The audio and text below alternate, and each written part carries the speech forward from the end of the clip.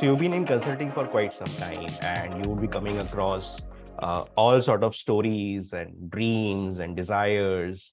And when you do that consulting, right, in your head, you know that how much of it is going to take to actually make it happen. While obviously you can't spell it out on day zero, it is a journey that will unfold with time.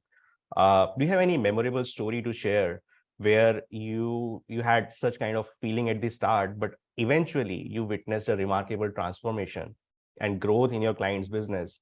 And what was the secret sauce that actually made it happen for you? So you're asking for a success story, right? In a way. Yeah, Um, which kind of looked like a very difficult one at the start, like 30-70 kind of. okay, interesting. Okay, yeah, that's an easy one for me to answer because that's a very top of the mind one, frankly. Oh, okay. Yeah, because I was a little like okay, so I'm going to answer one aspect of what you asked before I get into that success story, right? Sure. Very often, and since 2016, when I got into this and I initially spent a lot of time with startups, I met a lot of people who had ideas, right? And there's a lot of hype around it. And sometimes you met people who were very divorced from reality. So you could see that the business model was broken. You knew that they're really going to struggle. They're not going to make it, right? Those are the kind of messages that are the hardest to give. You also ask yourself that, do you know enough? Maybe they'll pull it off because there are people who can pull it off. So the way the messaging happens is a lot kinder. But at the same time, I'm not here to win a popularity contest, right? You came to me because you respected me and you took me as one of the voices that you wanted to capture. So I give you the truth as I see it. I always give the caveat that you might prove me wrong, right? So that's a different issue. Coming to corporates, a lot of times in the early days, right, I met a lot of people who said and you have to understand TAS, even why did JRE start the concept? Whereas he realized I have lots of companies, but I need people to look at it at a principal level. And so build your transferable skills, right? So in the way I have always approached things is from a business principle level. So invariably, when I meet new clients who are not from the automotive space in the early days, the pushback was very clearly, you don't know us and we are so great. And, so it was very amusing. And I used to laugh, and I met all sorts, right? So I met somebody in FMCG, somebody in dairy. I did all the work that person at the top really wanted. And then they said, oh, but she's never worked in dairy. And I was like, but you work. You don't need me to work. You need what I bring to the table. Whatever is required for your industry, you have enough knowledge. I don't need to. I was pleasantly surprised when, and because of confidentiality, I'll mask it in a way that you will not figure it out. But it was in industrials. The person right at the top was very clear that she doesn't need to know my industry. She needs to help me do what I want to do, right?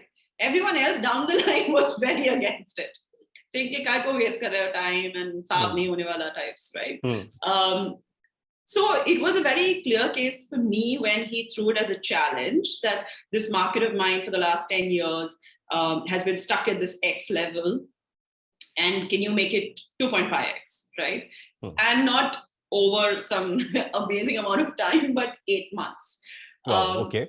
Yeah, because of the way I had pitched it as well. So the fault is mine as well, right? So I talked about sales acceleration and I said, so I'll tell you at that time, the only thing in my head was that, look, he's committed, but everyone else is not, right? It's so obvious.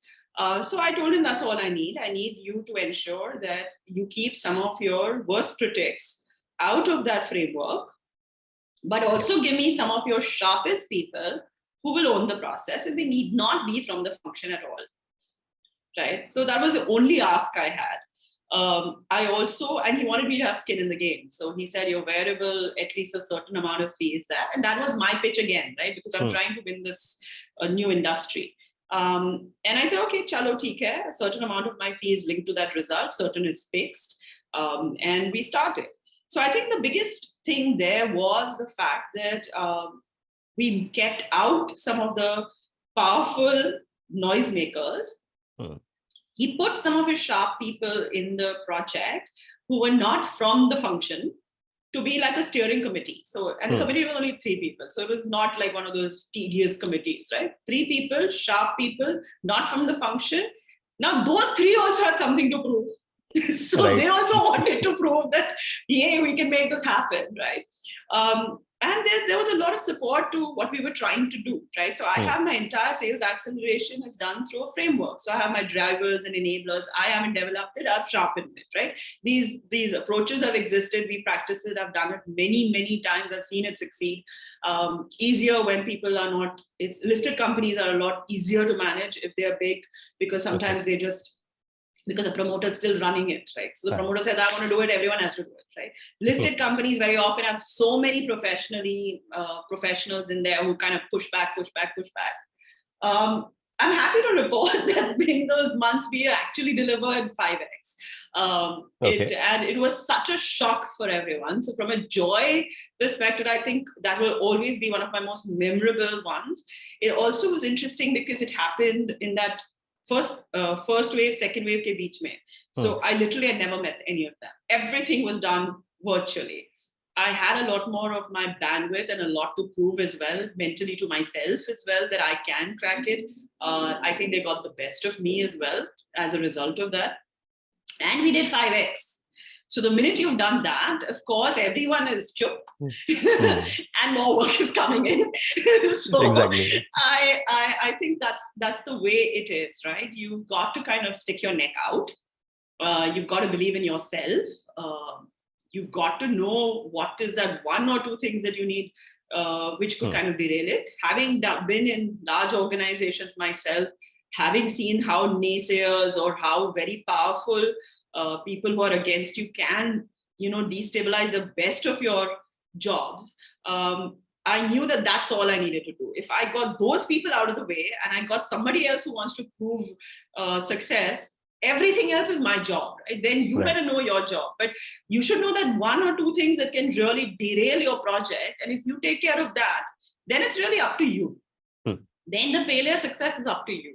So that's really what I did. And that's really how it goes now, because it's been, today I'm a lot more confident as well. It's much easier because you can talk about it. You can referral. All my clients are very happy with giving me a direct referral, but not public referral. So it's okay. I mean, they're big name companies. I'm glad. So their network keeps that going. But this was one of those things.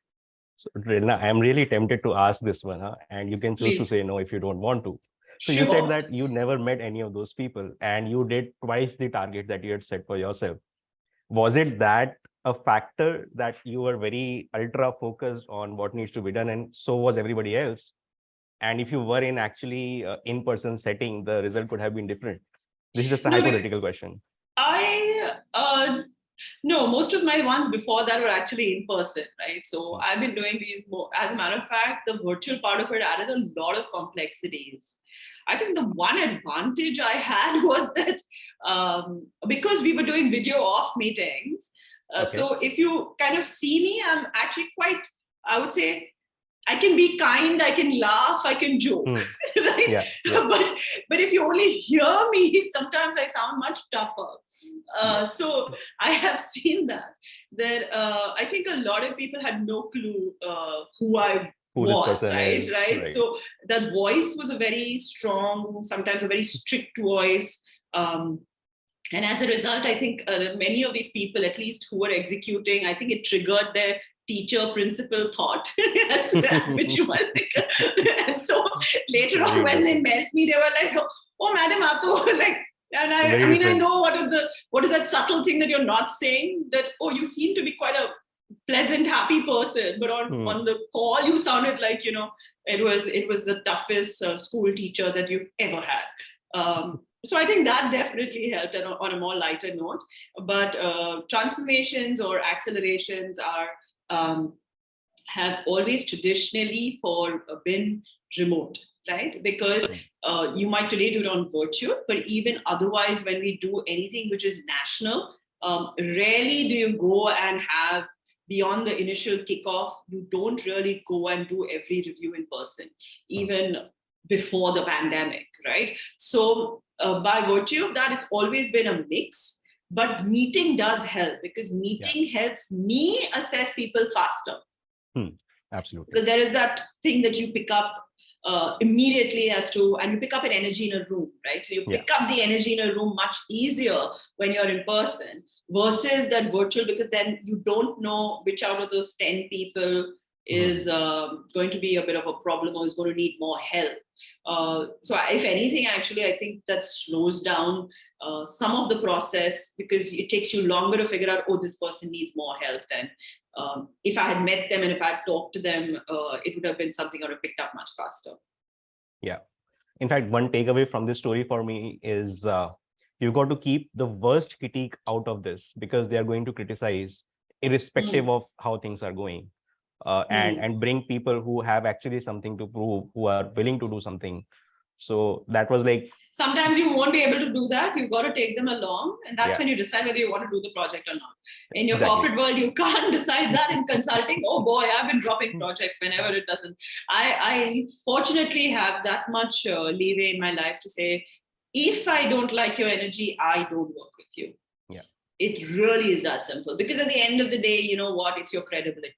So that I would say is important, right? If you are in a position to, if you feel that this energy or this kind of attitude is not going to help you get the result, and you're in a position to avoid doing it, then do that, because a long-term headache is too much.